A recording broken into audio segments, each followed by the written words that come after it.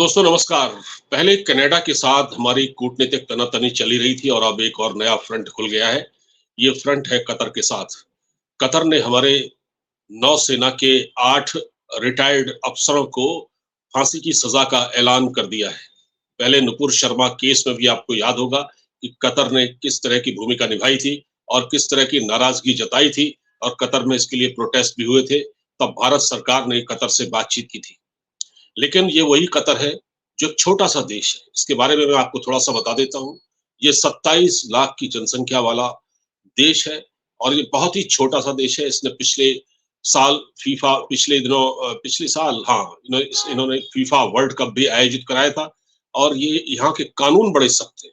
यहाँ के कानून बड़े सख्त हैं। जब फीफा वर्ल्ड कप हुआ था तो याद होगा आपको कि इसने उसमें कहा था कि कोई भी खिलाड़ी मैदान में अपनी टी-शर्ट नहीं उतारेगा, कोई भी खिलाड़ी शराब नहीं पिएगा। शराब पीना है तो आपको बॉर्डर के उस पार जाना होगा, लेकिन देश में रहकर आप शराब नहीं पी सकते। 27 लाख की जनसंख्या वाला देश और हनक बहुत बड़ी। तो भारत के सामने अपने अब इन नेवी के रिटायर्ड अधिकारियों को छुड़ाने की चुनौती है। ये रिटायर्ड अधिकारी दरअसल वहाँ एक कंपनी में काम करते थे और ये अपने-अपने क्षेत्र में क्योंकि इनकी एक्सपर्टीज़ थी, तो इनको कतर की एक कंपनी ने हायर किया था और ये वहाँ जैसे डिफेंस के मामले में ये हथियार चलाने की ट्रेनिंग देना है, कुछ दूसरे काम होते हैं जो अपने-अपने क्षेत्र के एक्सपर्ट होते हैं, वो वहाँ पर रक्षा कार्यों में सहयोग करते थे, वहाँ के लोगों को ट्रेनिंग देते थे। तो आरोप ये लगा, अब इनको गिरफ्तार क्यों किया गया? आरोप ये लगा कि इनको ये इज़राइल के लिए जासूसी करते पाए गए। इनके कुछ फ़ोन कॉल ट्रेस हुए, उसमें इनसे कुछ बातचीत रिकॉर्ड की गई और फिर ये पता लगा कि इनको फांसी की सज़ा दी जा रही है। इनका मामला चला कोर्ट में। अभी तक जो वहाँ की जैसे कि यहाँ है ना, एक लोअर कोर्ट होती है, एक हाई कोर्ट होती है, एक सुप्रीम कोर्ट होती है, तो वहाँ की अभी सुप्रीम कोर्ट ने ये सज़ा नहीं सुनाई है। अब कतर के साथ जहाँ तक भारत के संबंधों की बात है, तो भारत के संबंध कतर से बहुत अच्छे तो नहीं हैं, लेकिन बहुत खराब भी नहीं है। ठीक-ठाक रिलेशन है, क्योंकि भारत कतर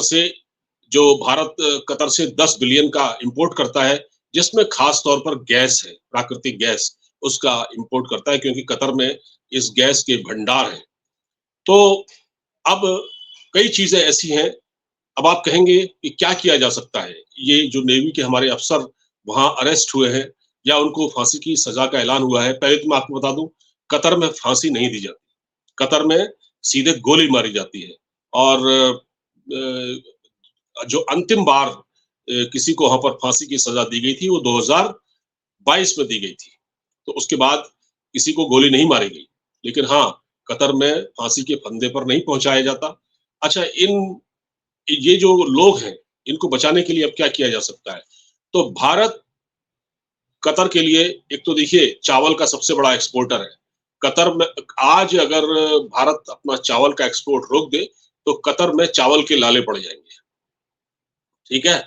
और वहाँ का जो अल जज़ीरा टीवी है, जो भारत में भी ऑपरेट करता है, भारत में भी देखा जाता है, तो वो भारत के खिलाफ क्योंकि वो प्रोपेगेंडा करता है, कश्मीर को लेकर भी आपने देखा होगा नुपुर शर्मा केस में भी उसने कितना हाई प्रोपेगेंडा किया था। इसी तरह किसान आंदोलन के मामले में भी उसकी भूमिका बड़ी नकारात्मक रही थी। वो भारत के खिलाफ भड़काऊ खबरें दिखाता था अल जज़ीरा चैनल, ठीक है?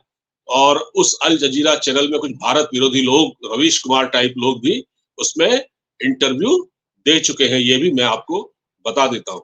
तो भारत सरकार को एक तो वहाँ के अल जज़ीरा जो चैनल है उसके नेटवर्क पर नकेल कसनी होगी और अपने डिप्लोमेटिक चैनल हैं, जो भारत के जो डिप्लोमेटिक चैनल हैं, हमारे विदेश मंत्रालय के ज़रिए या जो बैक चैनल है, उससे बातचीत शुरू हो चुकी है, अब बल्कि करने वाले हैं। तो ये सारी चीज़ें हैं और कतर का जो रवैया है, वो भारत के प्रति कोई बहुत अच्छा नहीं रहा है शुरू से ही।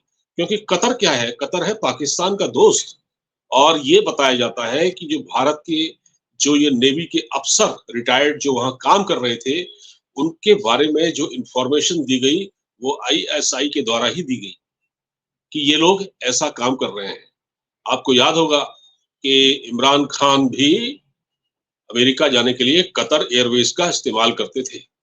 तो इनके बड़े अच्छे संबंध हैं। और सबसे बड़ी बात है कि ये छोटा सा देश है, टिड्डी टाइप जो होता है, छोटा सा देश है और इसकी जो हनक है वो बहुत बड़ी है। जब नुपुर शर्मा ने पैगंबर के खिलाफ एक टिप्पणी की थी टेलीविजन शो में, तो इसे किस तरह से हाइप दिया गया वो सबको पता है, और कतर ने इसमें क्या भूमिका निभाई। वहाँ कोई दुबई, अबू धाबी या बहरीन की तरह नहीं है, बहुत लचीला देश है वो। देश बहुत कट्टर है, अंदर से वहाँ के कानून बहुत कट्टर हैं। कोई भी इल्लीगल काम करने पर वहाँ मौत की सज़ा दी जाती है। जैसे कि मैंने आपको बताया, मौत की सज़ा वहाँ गोली मार कर दी जाती है, ठीक है? तो अब क्या है कि अब भारत सरकार क्या करे? तो भारत सरकार ने ये अपनी कोशिश शुरू कर दी है। शुरू में तो ये इसको हल्के में लिया गया, क्योंकि लगा कि भारत सरकार को भी लगा चलिए छूट जाएँगे कुछ समय बाद हमारे जो गिरफ्तार लोग हैं वो छूट जाएँगे। लेकिन धीरे-धीरे, क्योंकि उनको ऐसी जगह पर ले जाया गया, उन नेवी के अफ़सरों को ऐसी जगह पर ले जाया गया, गिरफ्तार करके किसी को पता नहीं था, वहाँ वो किसी से उनका संपर्क नहीं था। उनको बिल्कुल एक तरह से आइसोलेशन में रखा गया। ये इंडिया में उनके जो परिजन हैं, उनको भी ये बात पता नहीं थी कि ऐसा हो रहा है, ना भारत सरकार को कोई खबर थी। अब उसके बाद जब ये हुआ कि भारतीय जो जो जो उनके परिजन जो यहाँ रहते हैं, घर वाले, उन्होंने फ़ोन करने की कोशिश की कि भाई हमारे जो जो वहाँ पैसा कमाने के लिए गए हुए हैं, उनको हमारे जो जो भी लोग हैं, किसी के पिता या जो भी, वो उनसे फ़ोन करने की कोशिश की, तो कोई संपर्क नहीं हुआ। जब संपर्क नहीं हुआ, तो उन्होंने भारत सरकार के विदेश मंत्रालय से संपर्क किया। तब धीरे-धीरे ये बात पता लगी। ये बात सबसे पहले तब पता लगी जब इनको गिरफ्तार 2022 में किया गया। जब इनको गिरफ्तार करके एक कोर्ट में पेश किया गया वहाँ की, तब ये खबर बाहर लीक हुई, वरना ये पता भी नहीं चलता कि इन्होंने उनको गिरफ्तार किया है और उनको ऐसी जगह ले जाके रखा गया। लेकिन अब क्योंकि फिर दूसरी बार जब कार्रवाई हुई, अदालत की जो दूसरी हियरिंग हुई, उसमें ये साबित हुआ कि इन्होंने जासूसी की है, तो फिर इनको मौत की सज़ा का ऐलान किया है। लेकिन क्या भारत सरकार कतर के पर कतर पाएगी? क्या भारत सरकार कनाडा की तरह कतर को भी घुटनों में ला पाएगी? क्योंकि कनाडा तो एक बहुत बड़ा देश है और जस्टिन ट्रूडो अपने आप में एक हैसियत है। लेकिन यहाँ तो ये अमीर हैं, ये जो अमीर छोटा-सा देश है जहाँ जहाँ सिर्फ़ मतलब पैसा बहुत है अमीर, इतना कतर के पास पैसा बहुत ज़्यादा है। तो क्या इस 27 लाख की जनसंख्या वाले कतर को भारत सरकार घुटनों पर ला पाएगी? यहाँ इम्तिहान होगा हमारी डिप्लोमेसी का, यहाँ इम्तिहान होगा हमारे विदेश मंत्री एस जयशंकर साहब का। तो देखते रहिए टीपी एक्सप्रेस न्यूज़। चैनल को लाइक, शेयर और सब्सक्राइब ज़रूर कीजिए। नमस्कार।